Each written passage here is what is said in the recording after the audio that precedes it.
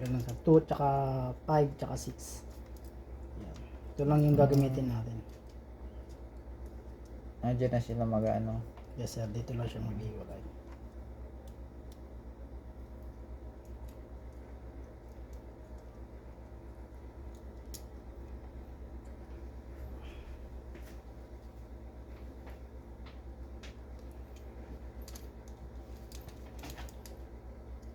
Halimbawa mapunta siya dun, hindi siya ano.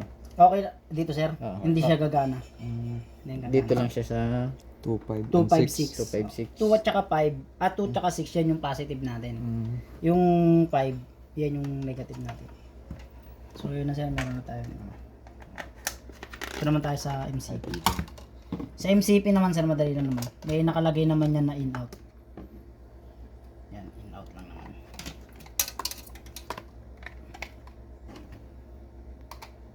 So kunyari sir, ito na end of line mo MCP.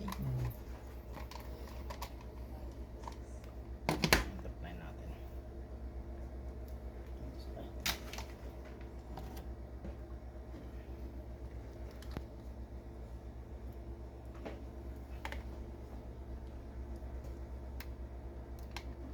Ito namang MCP sir, walang problema to kahit naka-parallel connection.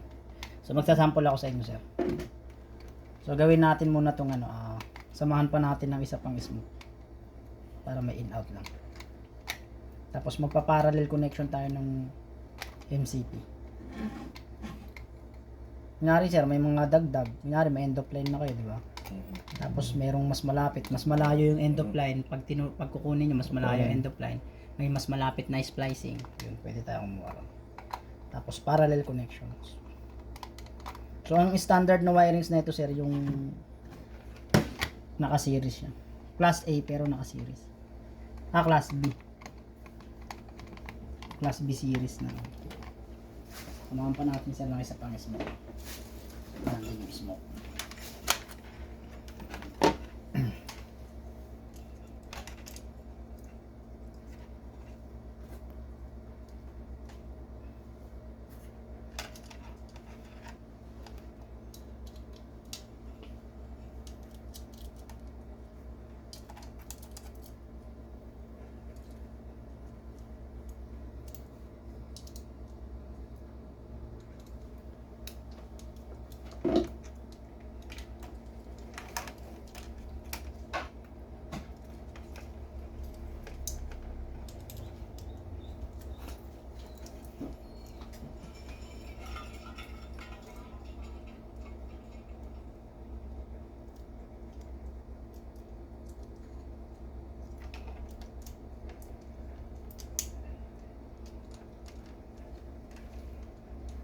Tapos yung end of line sir. Okay, ang last detector sir, ang termination mo na lang 2 at saka 5 para medyo malapit tong ano, medyo malapit tong end of line natin. Kasi kapag ka mag 6 ka tsaka 5, malayo eh. Malayo. Dito ka na lang. Para malapit-lapit.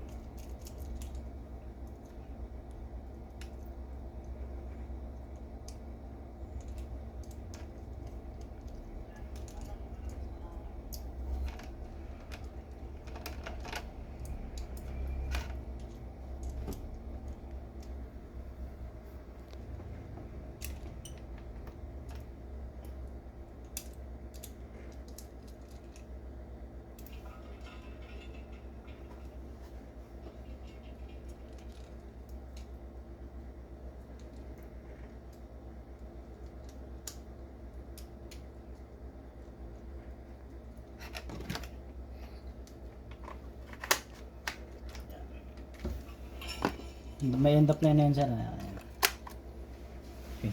Yan. So, end of line na sir. Yung 6 at saka 5, pinag-ano ko lang siya.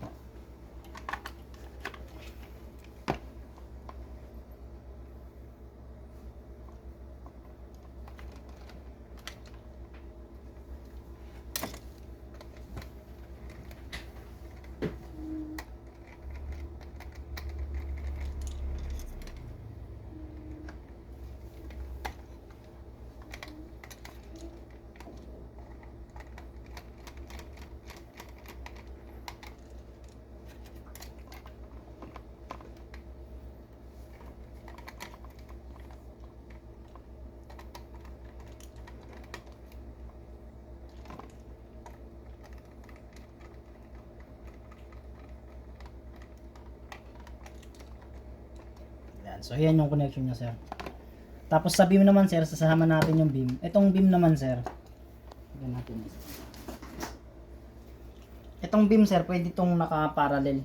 So, kahit hindi na kayo mag-return. Para siyang MCP lang din pag na-parallel. Ito yung connection niya, sir. HJ1 tsaka HJ2, yan yung sa zone. Yan yung sa zone, sir. So, lalabas tayo ng HJ1, HJ2. Yung D1 at saka D2, yan yung supply na. So, hindi nyo na to dapat tatanggalin, sir. Okay na yan. Kasi ito yung magpapagana sa laser. Yung sa may ano yan, receiver yan. Class ng resistor yan, sir. Paliwanag ko na rin muna, sir. Itong isang resistor na 470 ohms to, sir. Ginagamit to sa, kunyari, mayroong MCP na ibang brand. Kailangan siya lagyan ng, kunyari, nagpa-pair siya, pag nagpagana kayo, nakailaw siya, tapos hindi nagti-trigger. So, kailangan nyo ng triggering resistance. 470 ohms to, sir. 470 ohms. Ito naman yung end of line. Magkaiba naman sila, sir. Yellow gold naman yung dulo-dulo. Tapos ito, yellow gold blue naman yung 6.8K. Tapos ito naman dahil, sir, ginagamit to sa sounder, kunyari, sounder o kaya bell, nag-short yung ninyo, nag-short yung sounder ninyo. So kasi pag nag-short, nakukulangan ng voltayo, nagda-drop. So kailangan natin malagyan ng diode para yung voltahe niya is stable pa rin sa 24 volts. Ay, hindi naman siya 24 volts, 18 volts. Kasi tumataas yan kapag ka nag-pair na. So galing siya, kunyari, galing siya ng 20 volts, 18 to 20 volts. Pag nag-pair yan, naglalaro na ng 28, 27, yan. Pero kaya pag ganun lang sila, pagka nagsa-sounder short lang kayo, tsaka lang kayo maglalagay ng diode. So ang value naman na ilalagay natin, sir, 4001. IN 4001. Yun naman yung mga value na ano. Ayan na, sir, kuha lang ako ng isang para kasi kailangan natin to, sir, sa beam. So para i-trigger niya yung panel, maglalagay tayo ng 470 ohms.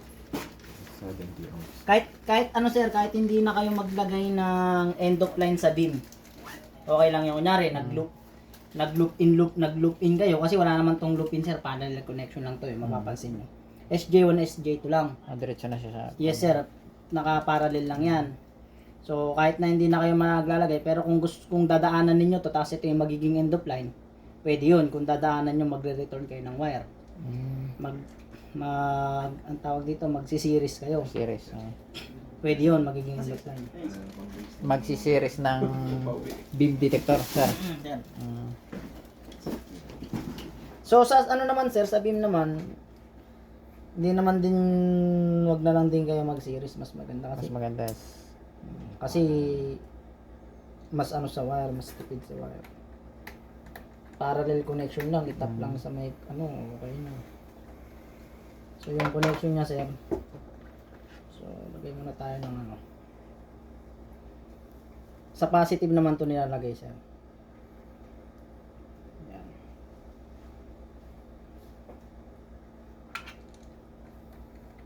HJ1 yan, HJ1 yan, sir. HG1 positive. Sa pinakauna kaya. Tapos ito yung babay lang natin yung HG2 negative.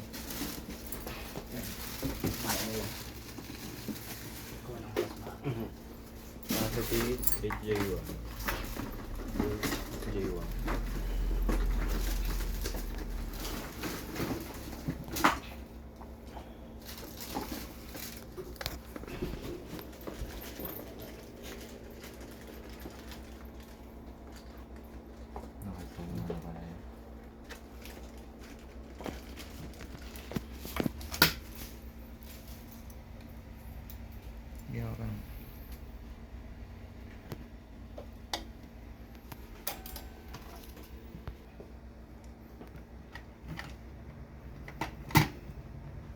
sa ano lang talaga, sir, magkakaroon tayo ng standard na na sa mga smoke lang talaga. Kasi pagka nakaparallel kasi mawawalan tayo ng mawawalan ng monitoring. Kumbaga, walang kwenta yung parallel natin. Ay, yung natin, yung resistor natin kapag nakaparallel. Yun yung sa kanya. At sa kanya.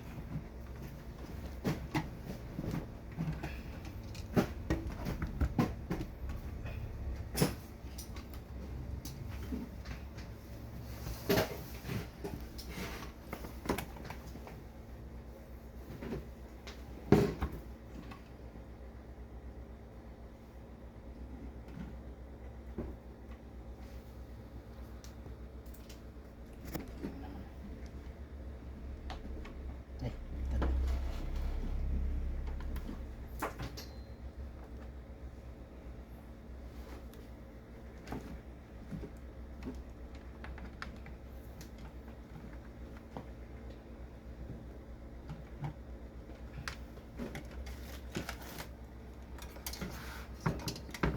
I-adjust na lang.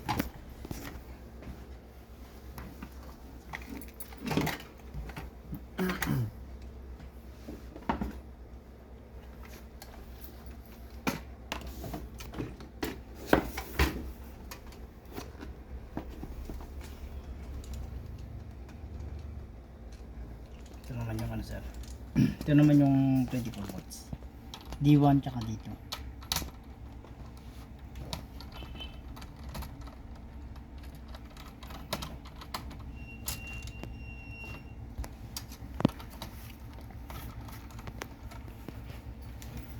Yan siya yung 24 volts niya. Yan yung 24 volts na sir. Pwede rin kayo maglagay sir kasi meron tong load eh. So mag-calculate na lang kayo sir kung ilang load kasi 2 amps lang yung natin. 4 amps lang yung natin sir, yung 4 amps lang. 1 amp. Wala nakalagay. Siguro max na ito sir mga 2 kasi itong dalawa 4 eh.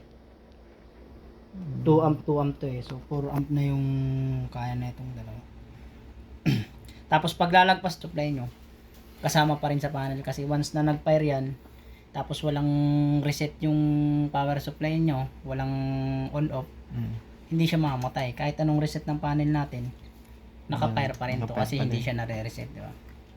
Tapos sa may sounder naman sir, re-return kayo sir, tapos pupunta ulit sa kabilang device. device. So ganun yung gagawin ninyo, may return.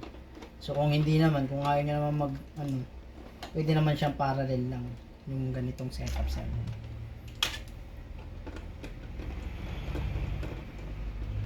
Ganyan din yung sir yung sir, yung sinasabi kong pang MCP. Pwede siyang parallel ganitong connection din. Ganitong connection din. Nakasama lang siya sa splice. Kunyari may mga pahabol na padagdag, kunyari, di ba, hindi na natin daanan. Kunyari, additional yun. Additional. So, pwede mo nang ihabol ng ganun para hindi ka na rin mag-return ng wire. Tapos, may resistor yan, sir, eh. Depende sa inyo, sir, kung saan nyo gusto ilagay. Kung dito sa panel, o kaya dito. Pero, sa akin, mas maganda nandito siya. Kasi pag ito nasira, kunyari, nasira to. Yan lang yan. Magpa-pair yung Magpa-pair, hindi naman siya magpa-pair, mag-alarm lang Alarm. yung panel. Diyan na lang muna natin sir yung yung resistor niya.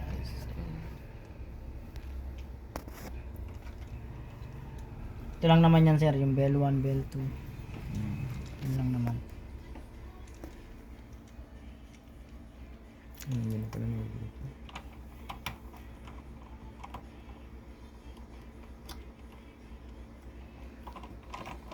Ito naman sir, ang kaya naman nito, 4 na sounder. Tapos sa bell naman, 5 sounder. Sabi yung sa naman 5 bell. Tapos sa sounder with strobe, 4, 3 hanggang 4 lang. Kasi dinadrop niya na eh. Kasi ito kasi sir, may ilaw siya, di ba? So kada buga niyan tumataas yan eh. Kunyari, lang naman siya, 0.60. So pag buga niya nagiging 1 amp, tapos bababa ulit ng 0.60. Pag buga ulit nagiging 1 amp. yung blow niya medyo tumataas. Hindi gaya nung bell na umiikot-ikot lang. Ano yung B?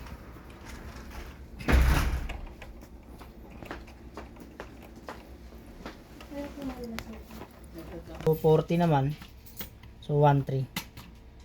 So lagay lang natin siya sa 1 kasi medyo malapit lang naman. Tapos para makita nyo rin paano natin ito testing daw. So yun na sir. Hindi na natin lalagay yung battery sir. So yung mag-AC na lang tayo sir.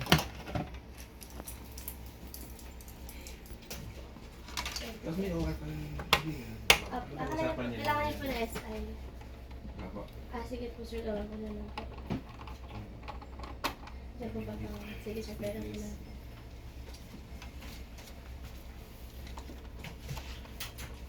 Yun na pala yung pinag-supply niya na. Sir. Tapos yung battery backup lang yun. Pwedeng hiwalay po itong dalawa. Hiwalay po. Wala SI. Okay. Hindi na natin i-ano sir. Or ano? Isa lang para hindi na rin natin ito. Kasi babaklasin pa natin ito eh. Yan lang yung connection sir. Sige sir, thank you po.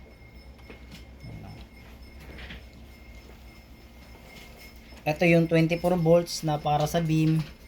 Tapos yung zone, ito yan. Ito mga to. Yung mga yan.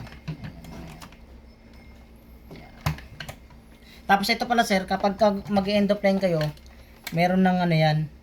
Meron ng jumper yan. Ililipat nyo lang 6.8K. Ililipat nyo lang siya ng ganyan sir. Pag gusto nyo end of line yan sir ha. Jumperin nyo lang. So hindi nyo na kailangan maglagay ng resistor kasi may built-in na siya sa loob. I-jumper na lang. Ayun sir. Power up natin. Pakita ko sir.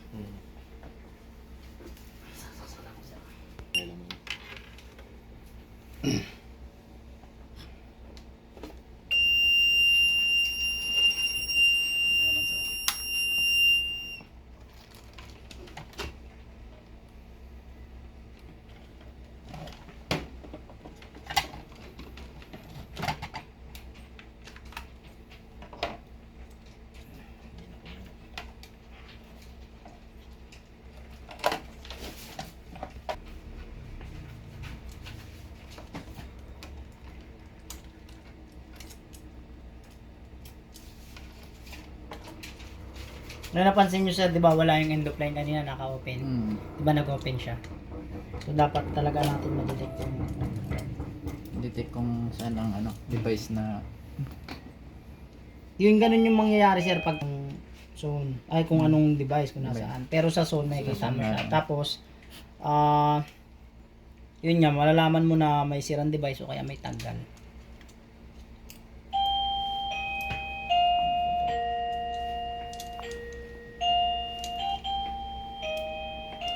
ilang zone ba to sir? Apat na zone sir. Apat.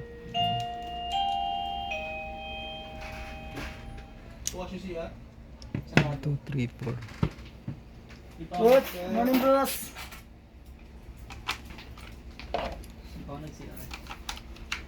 Ano hagdan na dadalhin niyo? Yung dalawang mahaba?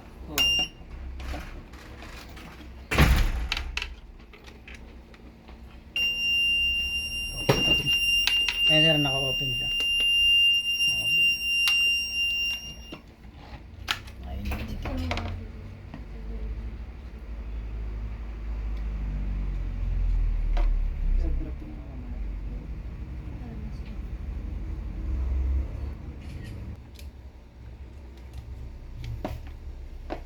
Kaya pala.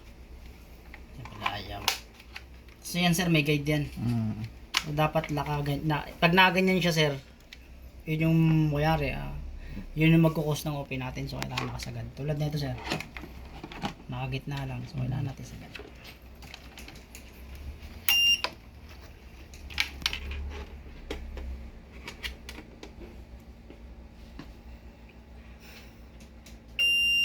So yan sir, yung battery port, yan yung kasi yung battery wala. Wala siyang ano.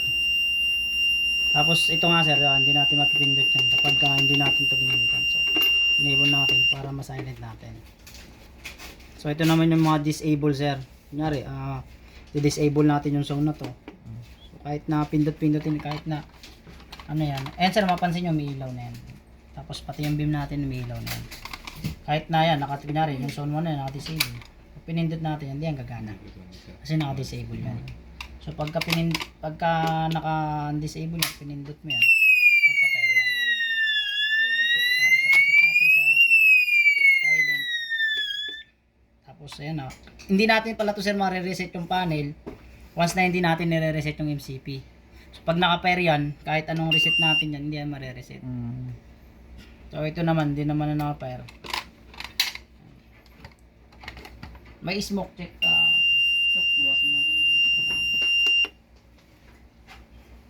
Tabi mo na lang. Sabi na lang itong bawas. Kasi ito naman yung ano ng smoke natin. Pakang ng smoke natin.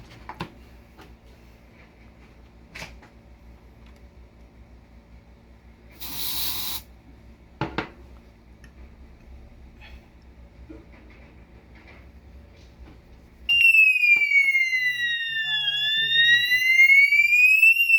Tapos silent na natin sir. Tapos reset natin. Baklas ulit. Naklas natin. Napapansin nyo sir na naka-open, di ba? Yes. Kasi tinanggal ko yung device. So kaya, yun yung may sirang device. Tapos balik natin sir. Reset natin. Ayan, wala na siya. So may monitoring naman yan sir. Nagbiblink naman yan. Nagbiblink naman yan siya. So ito naman sir, sa beam naman. Sa beam naman sir, ito yung gagamitin natin pag-align. So dito lang yan sa ilalim sir. Makikita nyo yan sir kung naka-align na. Tapos ito yung sa left right, ito naman yung sa taas up down. Up down yan sir. So i-align natin. So pag ano naman sir, kunyari sir, naka-align na sir, di ba? Kunyari naka-align na sir. Kuha tayo ng, nakaset lang naman tayo ng malapit sir. So kahit isa lang yung gagamitin natin. Tanggalin ko na ito sir.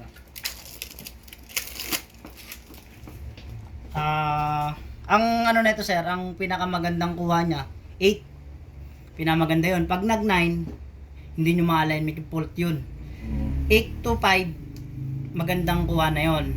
5 to 8, magandang kuha. Tapos 1 kasi medyo delay na eh. Kahit mga 2 or 4, basta mga 2 pataas hanggang 8, goods pa yun sir. So tutok nyo lang yan sir. Kunyari sir, naka-align na tayo sir. Naka-align na tayo kunyari sir.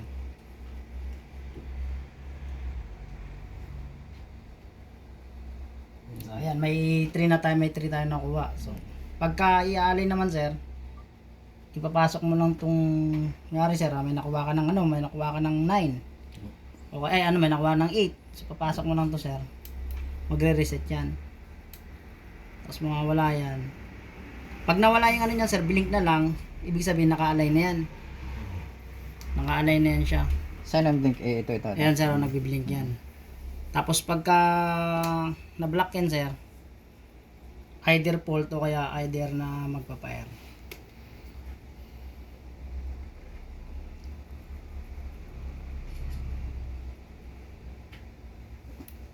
Yan, naka-fault yan sir. Pag naka-orange, naka-fault yan. Yan, naka-fire yan sir. Naka-fire na yan. Kaya gumana na yung ano niya. Gumana na yan. So, silent lang ulit natin. Tapos reset lang ulit. Yan. Ito lang naman sir yung pag-alignment. So, gagamitan mo lang na ito. Pagtapos ng, kung halimbawa, na-align nyo na sir. Pero bago nyo, syempre sir, power up lang unang energize ng panel. Nakailaw lang yan. So, kailangan nyo palabasin yung laser gamit itong alignment.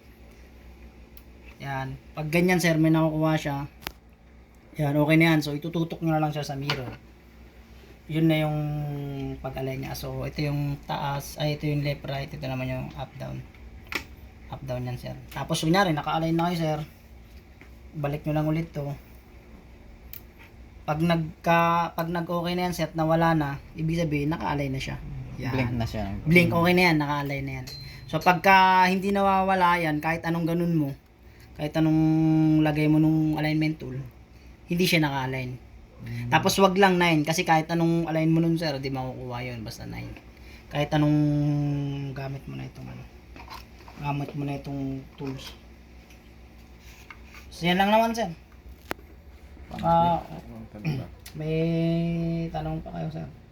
Regarding dun sa connection, yun lang naman. Okay na po. Yan. Ito Okay, naman ito yung yung connection. connection. Ito yung sa AC. Ito yung sa DC. Yan, sa DC. Ito naman yan sir. Tapos ito yung pang series ng battery. Para mabuo niyan 24 volts. Ay, ano pala? Connect. Pa-connect nga sir. Sige sir. Ah, Connect natin sir. Sige. Sir, yung beam niya kahit ibon, ano niya, i-detect niya. Hindi naman, sir. Hindi naman. Basta pag matagal lang siya na-block sir, doon lang siya na Matagal lang Matagal kasi. okay. Maputol So, lang yung pinaka-laser niya sir. Oo, na matagal. Positive, negative, tapos Oo sir. Series lang yan sir. saan ang pag ano niya? Series. Kung pwede naman yan sir na Ayan. Connect lang sila dalawa. kukunik mo lang siya naman yan ma-block sir. ng matagal. Talagang medyo matagal. Ay, ganito lang Kaya naman yung sir. mga ganyan sila sa mga warehouse, yung mga impact-impact silang gamit, Mm. kailangan mas mataas siya sa mga stock. Mm. Ay, ganyan lang naman sir. Series. Mm. Para lang kasi 12 volts to sir eh. Ah. Para lang mabuong 24 volts. So kailangan natin i-series. Kailangan natin siya i-series para 24 volts na yung lagay niya. Tapos ito siya. Sasalbak mo Doon na lang sa siya sir. kabila.